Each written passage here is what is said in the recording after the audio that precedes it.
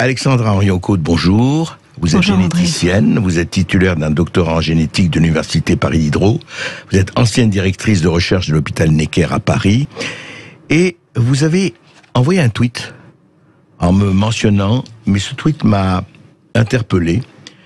Vous disiez ceci: je vais essayer de garder mon calme et de retenir mes larmes.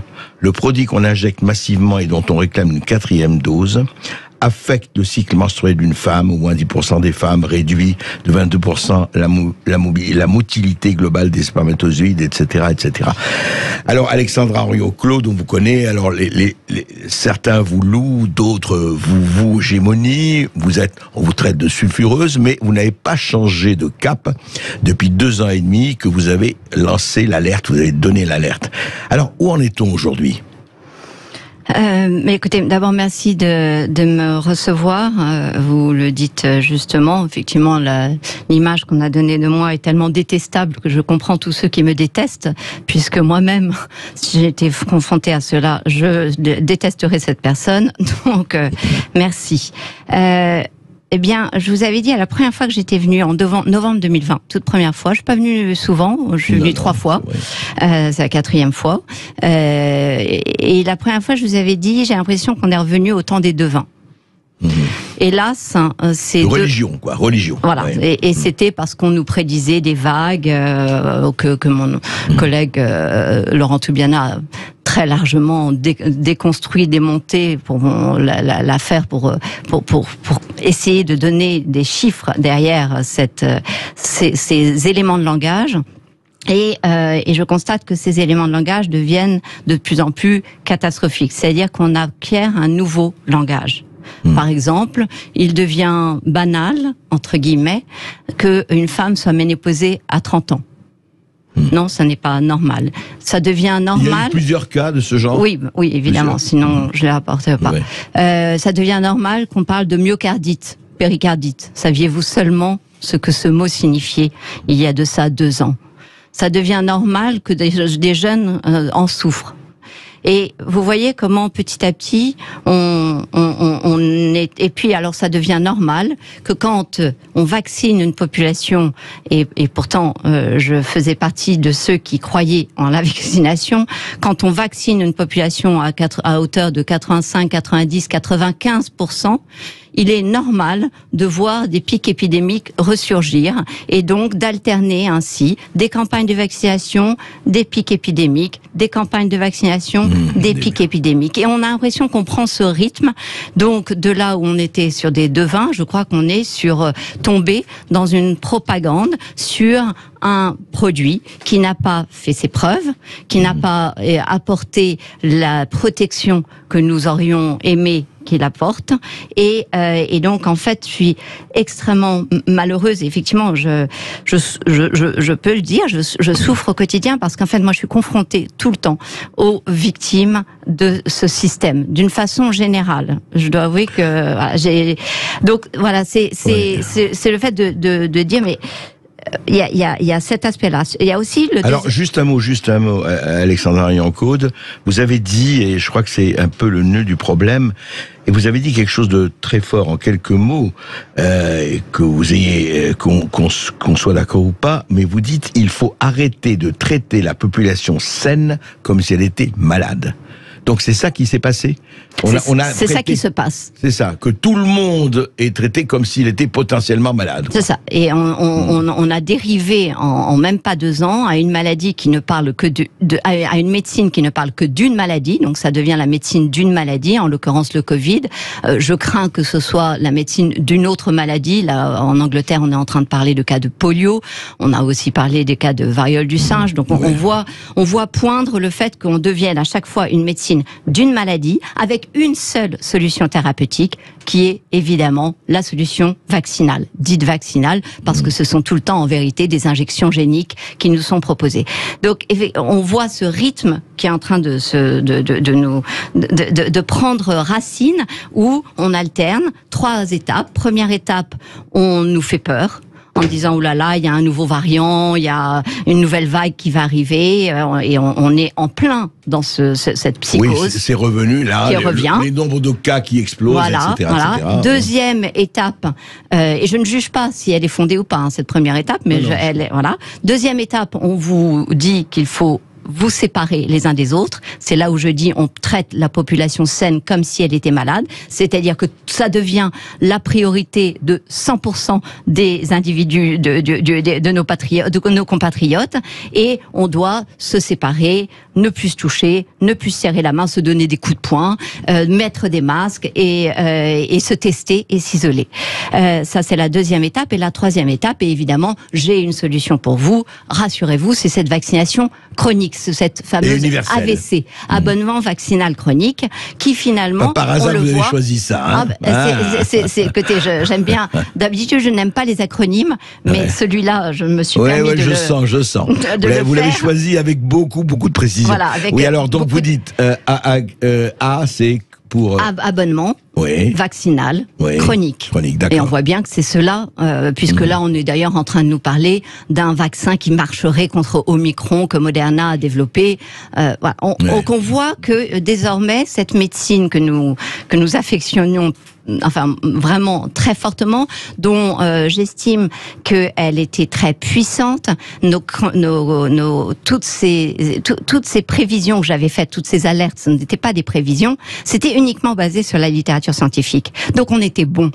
On est fort, on n'est pas des ignorants, on connaît les choses et on connaît... On n'est pas des complotistes, vous n'êtes pas une complotiste. Non, alors ça, vous savez très bien que j'ai toujours détesté ce terme-là, je continue à le honnir, et certains disent, ah ben non, c'est une décoration que tu as. Non, ce n'est pas une décoration que d'être insulté. Et puis revenons à la science, vous avez raison. Alors, Covid, pandémie, maladie mondiale, masque, vaccin, le monde entier, effectivement, a s'est mobilisé là-dessus et continue de le faire. Évidemment, il s'agit d'empêcher le monde de mourir. Mais comment et de quelle façon? Et on voit très bien qu'un peu partout, aux États-Unis, plusieurs États, c'est autonome, décident de ralentir un certain nombre de vaccins, surtout pour les enfants, on va en parler.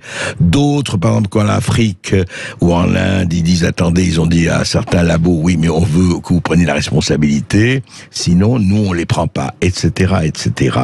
Et puis, ce matin, on parlait évidemment d'une augmentation extraordinaire, en tout cas très importante du nombre des cas en France, comme si on disait, tiens, la guerre d'Ukraine s'enlise, on en parle un peu moins, est-ce qu'il n'est pas temps de ressusciter les vagues et les cas? Écoutez sur RMC ce matin. Le nombre de cas est sûrement sous-estimé. Les souches BA4 et BA5 arrivées il y a 2 mois en France devraient être dominantes d'ici 1 à 2 semaines, car ces nouveaux variants, et c'est là le problème, infectent plus facilement les personnes immunisées. Une immunité en légère baisse puisque les vaccins et les infections commencent à dater de plusieurs mois. Plusieurs spécialistes appellent donc à relancer la campagne de 4e dose pour les plus fragiles. Pour le moment, ils sont moins d'un tiers chez les plus de 80 ans à l'avoir reçu. Alexandre Henriot-Côte, vous pouvez décrypter, c'est intéressant quand même. C'est intéressant quand même, voilà, c'est-à-dire que, alors je suis contente d'entendre ça sur une radio qui n'est, sur une chaîne qui n'est visiblement pas taxée de complotisme. C'est clair. Parce que cela, pour une fois, corrobore magnifiquement les études des publications scientifiques qui sont sorties ces derniers temps. Un Lancet, The New England Journal of Medicine, qui vont exactement dans le même sens, que vous avez un effondrement de votre réponse immunitaire, que ce soit au niveau de vos anticorps et de façon plus préoccupante de votre réponse, on va dire, cellulaire, qui est rythmée par la répétitivité des injections. Ce que je ne comprends pas dans cette intervention, c'est pourquoi il n'y a pas la conclusion. Donc, il dit il faut la 4e dose. Voilà. Alors là, c'est là où les bras m'en tombent. En général, on dit on ne change pas une affaire qui gagne. Alors, je me demande où est le gain. Parce que là, en revanche, ça n'est pas une affaire qui gagne, c'est une affaire qui signe son échec. Car encore une fois, une vaccination, si vous êtes vacciné contre le tétanos et que vous chopez le tétanos, est-ce que vous allez me dire que le vaccin fonctionne et qu'il faut reprendre une dose? Logiquement, vous réagissez sainement et vous dites je crois que j'étais pas protégé par ce vaccin. Très bien, bonne conclusion. Alors pourquoi n'avons-nous pas la même conclusion sur ces vaccins anti-coronavirus? Quelle mouche nous a piqué pour que nous ne comprenions pas qu'à partir du moment où nous sommes vaccinés, nous devons être protégés, que si nous ne sommes pas protégés, c'est que le vaccin ne fonctionne pas. Et pire que cela, ce vaccin a des effets indésirables très importants. Et ça, vraiment, alors je sais que le gouvernement a donné l'apparence, la mascarade d'écouter, d'auditionner les victimes. Oui, au Sénat. Au Sénat aussi, au Sénat, la commission d'enquête du Sénat. Mais quand on lit leur rapport et quand on voit que les noms de mes collègues, en l'occurrence le docteur Amin Umlil et le docteur Or Saulnier, ne figurent pas dans les propos rapportés dans cette audience, alors qu'il n'y avait que 3 voix dissonantes contre les autres, contre la dizaine d'autres. Oui, vous dites qu'il y a un problème. Je dis qu'il y a un problème, mais je vais même aller plus loin. Je vais même parler de négationnisme de la terrible réalité des effets indésirables. Parce que effectivement, nous y sommes confrontés. Quand je vous interpelle sur mon tweet, c'est qu'effectivement, j'étais assez désespérée. Qu'est-ce qui se passe? Monsieur Véran nous a donné la propagande que ces vaccins n'altéraient pas la fertilité, la fertilité tout court. Oui. Quelle est la réalité des choses? Le ministère de la Santé israélien dit il y a 10% des femmes qui souffrent de troubles menstruels, sans qu'on ait la moindre idée de quel est l'impact sur la fertilité. Mais moi, ce que je peux vous dire, c'est que le cycle menstruel est assez central à la fertilité des femmes. Et quant aux hommes maintenant, on a pris des donneurs de sperme, on les a pris avant vaccin. C'est une étude israélienne. On les a pris post-vaccin, dose 1, dose 2. On les a pris à des temps étalés dans le temps. C'est une étude tout à fait remarquable qui n'appelle aucune critique et qui démontre que la motilité globale, en fait, c'est un paramètre qui tient compte à la fois du volume du sperme, à la fois du nombre de spermatozoïdes et à la fois de la motilité. Eh bien, ce paramètre, qui est le paramètre de la fertilité, est réduit de 22% par les vaccins. Et ils établissent la corrélation? Mais ils l'établissent parce qu'ils ont pris chez ces mêmes personnes, c'est ça qui est intéressant, c'est que c'est chez mêmes donneurs de sperme, ils ont pris avant et après. Donc c'est incontournable. Et qu'est-ce que ça veut dire? C'est qu'effectivement, il y a un souci. Alors, Dieu merci, dans cette étude, il montre que c'est réversible à T3, leur 3e temps, dans le temps. Ça semble revenir à des paramètres normaux. Mais je pose exactement la même question que je pose pour les femmes. Est-ce que c'est parce que votre cycle menstruel revient et que votre TMC, donc ce paramètre global de la fertilité des hommes, revient? Est-ce qu'il n'y a pas une altération plus profonde?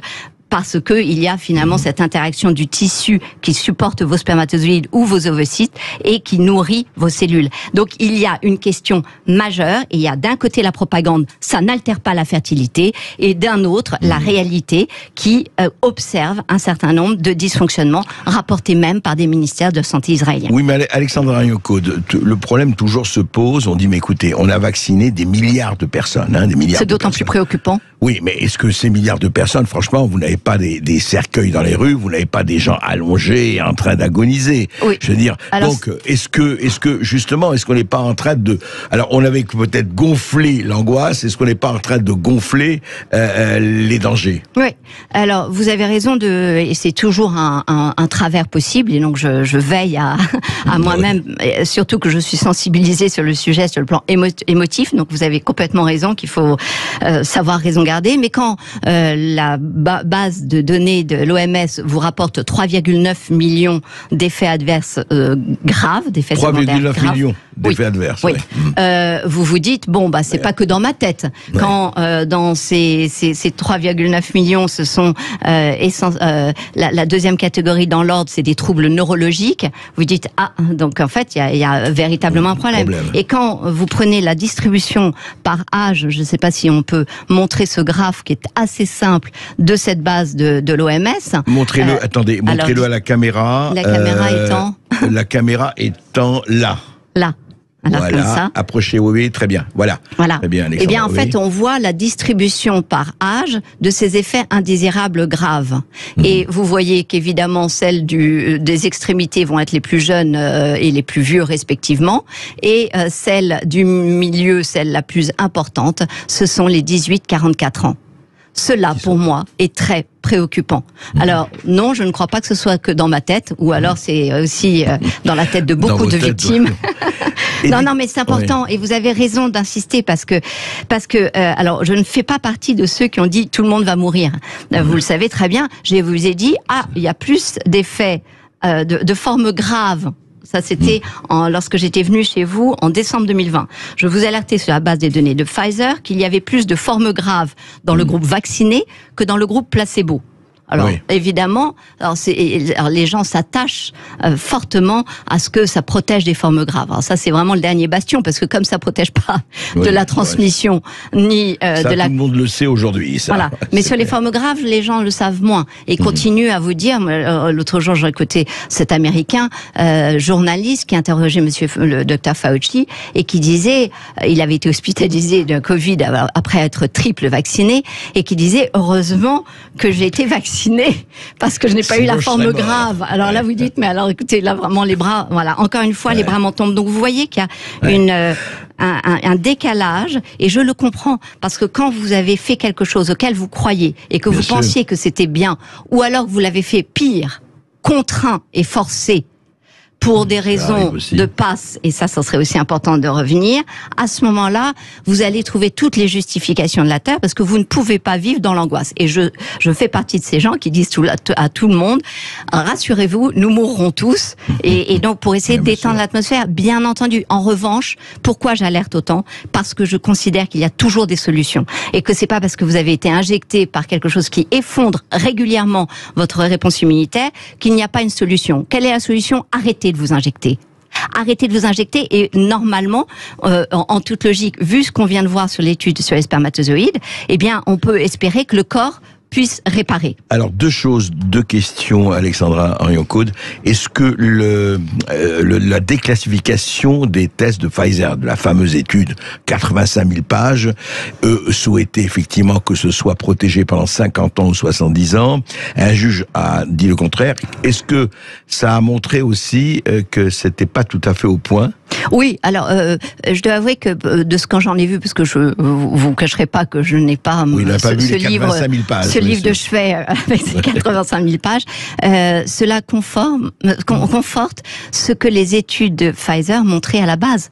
Et en fait, on est sur une démonstration de ce qu'on a vu sur des petits effectifs et qui effectivement appelle à la plus grande vigilance. Là où je suis plus inquiète, c'est sur le vaccin, par exemple, les injections géniques des enfants, parce que il y a véritablement triche. C'est-à-dire que on est sûr que les enfants n'ont pas, en fait, vous voyez, dans ces publications de Pfizer, j'arrivais simplement en lisant l'article à trouver les informations qui montraient le contraire de la propagande et de ce qui était marqué. Bon, ça tandis que là, les nouveaux articles, par exemple sur l'injection des enfants, ils ont pris 4526 ou 4000 mettons 4500 environ, plus de 4000 enfants dans leur étude. 3000 ont été sortis de l'étude. Vous imaginez cela? Ont été sortis de l'étude. Ne sont pas mentionnés. Ne sont plus, voilà, c'est-à-dire que vous prenez, alors vous rapportez que vous avez fait une étude sur 4500 enfants. En vérité, vous avez sorti 3000 enfants. Et à la fin, donc vous arrivez... on ne sait pas pour qui, on ne sait pas ce qui s'est passé. Pas sur 3000, effectivement, c'est trop. Donc vous voyez, ça c'est très embêtant parce qu'il y a de la manipulation. Et il y a la manipulation des données, c'est très très préoccupant. C'est évident. Alors, au fond, vous dites aujourd'hui, ça me rappelle un slogan de 68, on arrête tout, on réfléchit et c'est pas triste. Vous dites on arrête tout. Oui, enfin on arrête tout. Non, on continue. Non, parce que j'ai trop de respect et de vraiment encore une fois d'admiration sur tout ce que nous avons pu acquérir au cours de ces dernières années. Vive la science et la médecine. Voilà, pour soigner notamment les cancers. Mais là, on voit des cancers qui échappent à la médecine. Hein, on les appelle entre nous des turbo-cancers. Voilà, donc c'est quand même très préoccupant. Donc non, moi je dis continuons à soigner, mais arrêtons de faire une médecine d'une seule maladie et arrêtons de faire croire qu'il n'y a qu'une seule solution, surtout qu'elle démontre ses limites, non seulement dans la réponse à la maladie, mais en plus sur les effets indésirables. C'est assez structuré ce que je dis, et je crois que voilà. Et vous dites arrêtons de traiter la population saine comme si elle était malade. Et arrêtons de et réhabilitons le fait de se laver les mains. J'entends trop d'écoles où il n'y a toujours pas de savon dans les toilettes. Je suis désolée de dire qu'on peut pas d'un côté dire on va tous mourir d'une maladie et ne pas avoir de savon accessible dans le train récemment. Encore une fois, les nombres de fois où il n'y a plus de savon. Il y a le gel. Pas dans le train. Même pas dans le train. Non, franchement. Non, mais de toute façon, voilà, rien ne remplace de l'eau et du savon avec une bonne dilution et un bon et rien ne remplace une médecine indépendante et qui traite. Et un suivi médical, parce qu'effectivement, dès lors que vous perdez le suivi médical des médecins qui vous suivent, vous avez une perte de chance qui me semble aussi très grave. Tant qu'on dit c'est une urgence. Eh bien, dans l'urgence, à chaque fois, on perd beaucoup de gens qui n'auraient pas dû mourir. Merci Alexandra Henriot-Caude. Eh bien, avec vous, on va suivre tout cela et on va voir. Et je dirais que qui verra, vivra.